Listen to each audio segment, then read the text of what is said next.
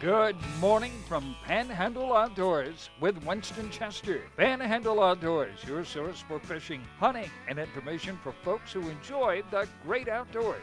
Now sit back, relax. It's Panhandle Outdoors.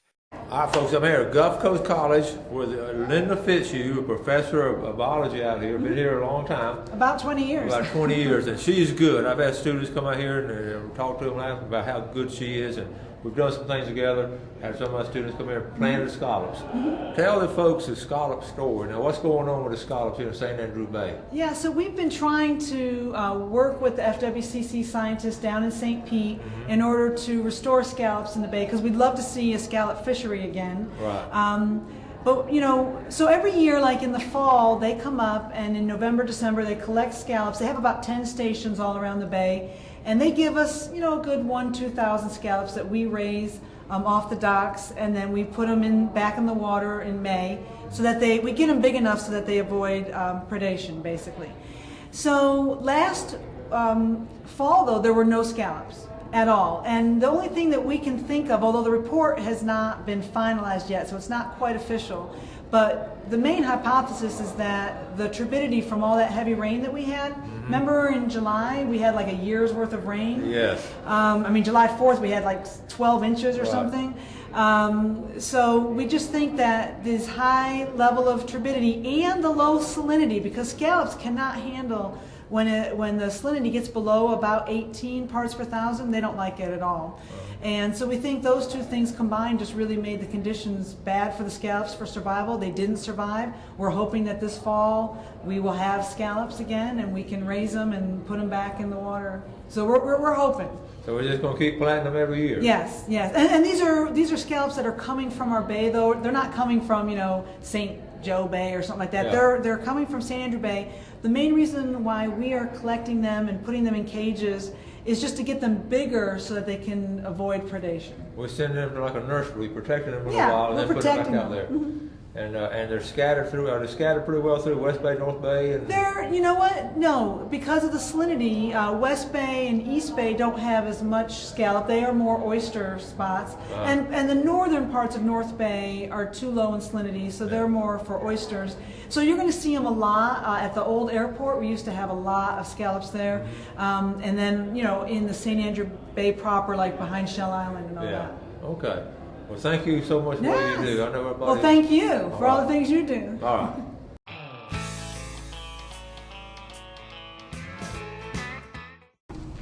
Thank you very much for having me. I put this quote up, Rachel Carson, somebody we all know and respect.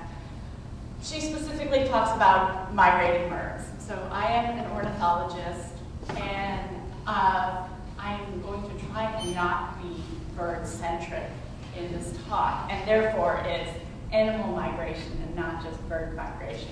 So I'm sure you'll see it's bird-heavy, but I've tried to pay respect to other critters as well. Bar-headed geese, and I probably should have put a picture of them up, are the highest flying migratory birds. They can reach altitudes of up to 5.5 miles above sea level, and the highest recorded migratory species was the Ruppel's vulture, and it was recorded at 37,000 feet. Bar-tailed godwits can fly 7,000 miles without stopping. I think hummingbirds are commonly known to fly about 1,000 miles before they have to stop. And speaking of hummingbirds, I once met a woman down at St. George Island, and she mentioned that she has a hummingbird that comes to visit her bird feeder as it migrates back. So back to its breeding habitat, I guess.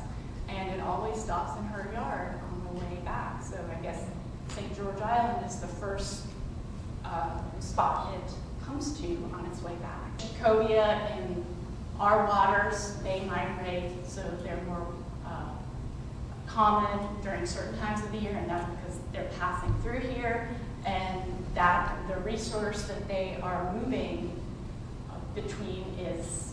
temperature. So they're looking for specific temperature of water, whether that's because there's specific types of food or other types of resources in there, I'm not sure. Is that one butterfly usually never ends up making this entire journey. So what's really neat about this is that one butterfly can hatch out in the northern part of the US during the summer and only make it part of the way down south. It'll actually reproduce. Another individual will actually make it down into Mexico for the winter, and then the cycle starts all over again. But it's on a population level more so than an individual basis at times. I think the individuals that overwinter in Mexico do actually make it all the way up to the breeding grounds. But sometimes it can take up to 3 generations to make that entire trip. Well, by this point, they've actually learned. So they took this wave orientation and they started picking up magnetic signals. And they learned what these magnetic signals mean in relationship to this shoreline. So all of a sudden now they're changing how they're navigating, and they're using magnetic cues instead of some of these other external cues. So, okay, that's great. Hatchlings, young turtles. Well, what's next? What do adults do? Well, having learned these magnetic cues, they can now they have a magnetic map, basically, that they're building. And they can then use this magnetic map to know where they started their life and potentially end up back there. So, is this innate or learned? Well, there is an innate component, which is walking towards the light, but then there is that learning component also, where they do need to learn what the magnetic field is and then be able to use it.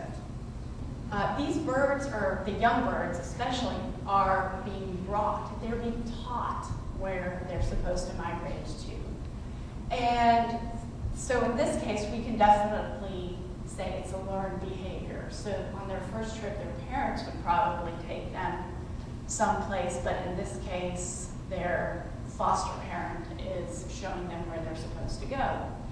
So again, they're both components are at play, innate and learned. Yes? My favorite sighting in the fall and from west to south, and also in the spring from south back to the west, is the white pelican. Yeah. And you see those spiral up and trying to find that direction and that leadership. I assume they're coming strictly down here for food. I mean, they could go on to Texas, could they not? On to Mexico? Probably food, and I'm guessing also reproductive advantage. So I think. But they're reproducing up in Northwest. Mm-hmm. And usually cool climates that have cooler winters, or even cooler summers, it doesn't matter. They tend to, usually it's the extremes, they tend to have lower predation rates. And so that's one of the reasons that animals will try to not breed in sort of the tropical areas if they can help it, because there are higher predation rates in those regions. Well, and they don't seem to migrate at night. They seem to come down so that's on the water yeah. in the sunset, by sunset, and then in the morning, struggle. Yeah. Looks like they're struggling to find some. Yeah, they're looking for those thermals to Yeah, take them up. Yeah, exactly. But we see them here quite often. Yeah. Both directions. Yeah, I like seeing them. It's usually one day where all of a sudden somebody says, the white pelicans are out, and we go out and here. Any other thoughts, questions? Well, just another comment. Okay. I do hunt up north, and but we do have what we call resident Canada geese and also migratory Canada geese. And it seems like they will only migrate because they're hungry and they're waiting for it to freeze over. If they got a food source, they seem to have a tendency to linger forever. And that's actually been seen in quite a few migratory species, that once there is a food source that's a lot more constant, common yellowthroats are the same way. Common yellowthroats tend to have a migratory population and then also resident populations in some areas. And for whatever reason, those resource limitations are no longer there, and it's actually an advantage to some individuals to actually stay in one place and become residents. So yeah, that's actually found quite a bit, and Canada geese are a perfect example of that.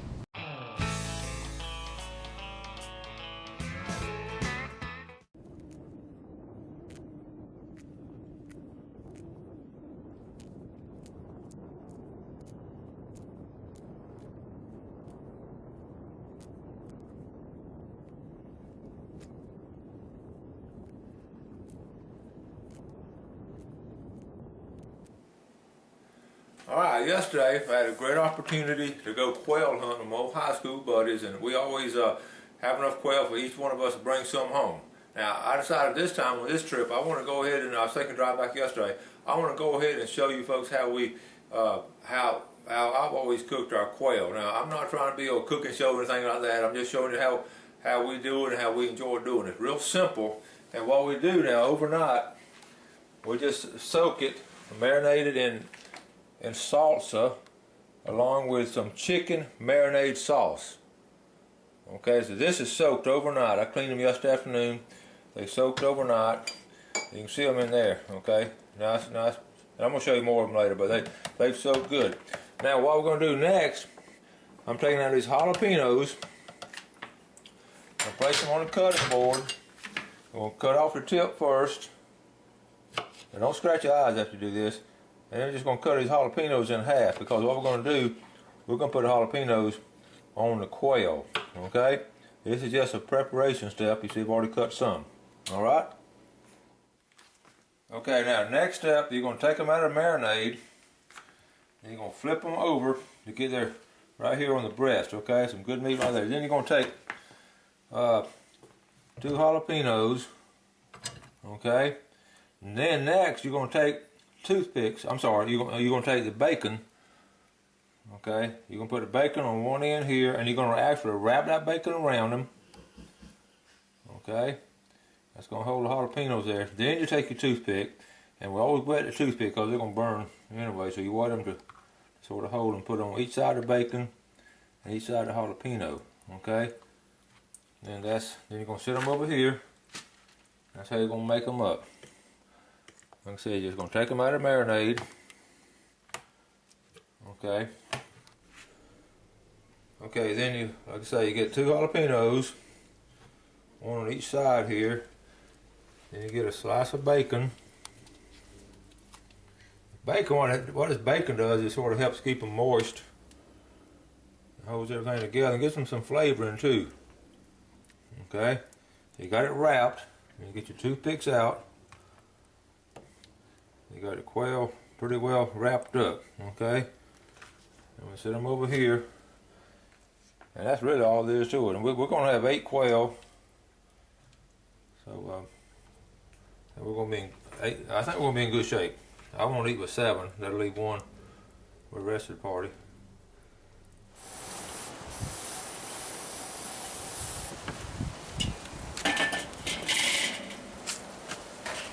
Alright, first thing I did was spray the grill, okay? So we're going to put them on here. Oh, come apart, you're not careful. You want to try to, I'm going to straighten them up after I get them all on here. Line them up. Already got roll call. That one's coming apart, so I might redo that one, which is not unusual.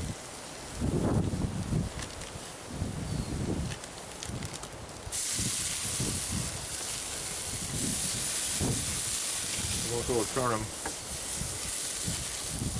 Let's see. That's right here. All right, we're gonna redo this today. All right, that's a little cubby quail right there. Got them right over the charcoal. I'm gonna go ahead and put the lid on them.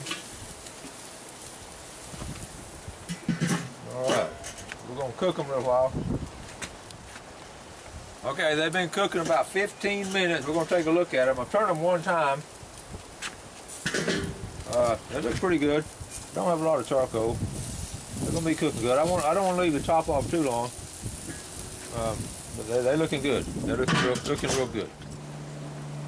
And that's how Panhandle Outdoors cooks a quail. The great thing about it, we were able to harvest a quail, clean the quail, and cook them. You should always eat what you harvest. So that's what we're doing, Panhandle Outdoors.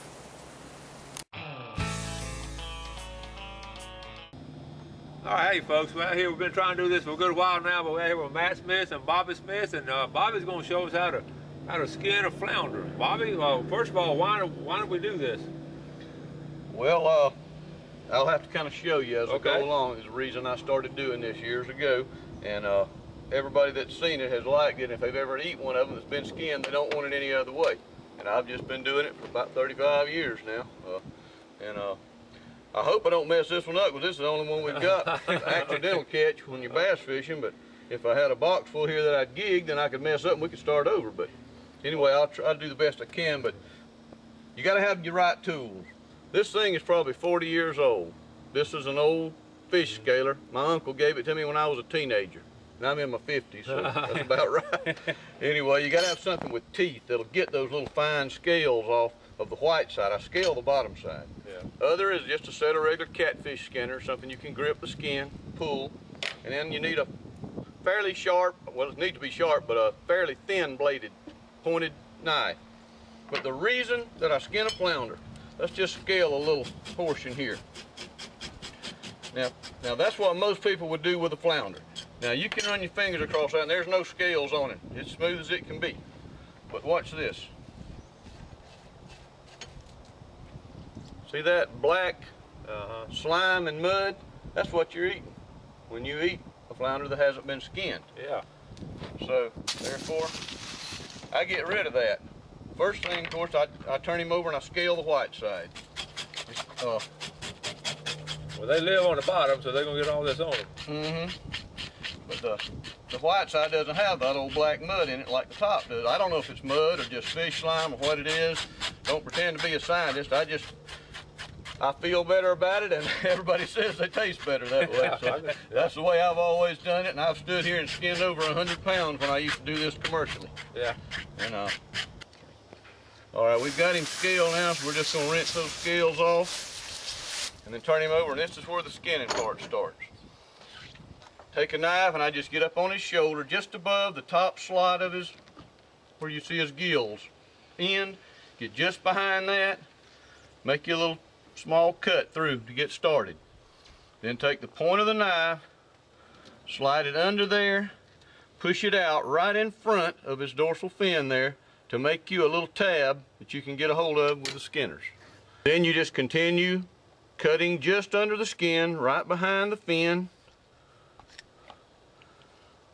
Bring it all the way down to the bottom, and then do the same thing you did up here. You've got to have a little tab to get a hold of. So get the point of the knife just under the skin and bring it out right in front of the fin. Okay, then you're ready for the skinners. Catch that tab, and the important thing to remember is you cannot pull it all straight toward the tail. The flounder has a grain change in his meat, top and bottom, and if you simply pull it all toward the tail, you'll rip out 2 chunks of meat about the size of my finger all the way down the shoulder and the bottom side. What you want to do is skin from the fins toward the backbone until you pass that grain change. You can use your thumb to help you. Pull it back, just continue it on down, and pull toward the center.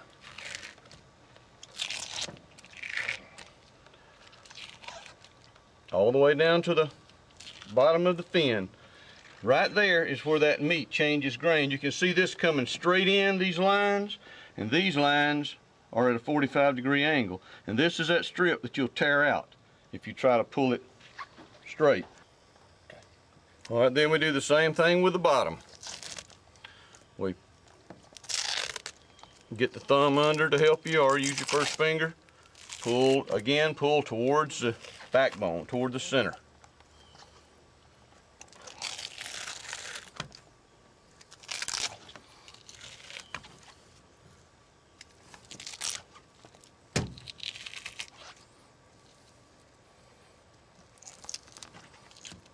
Once you've got it to that point, then you're ready to pull it all the way off.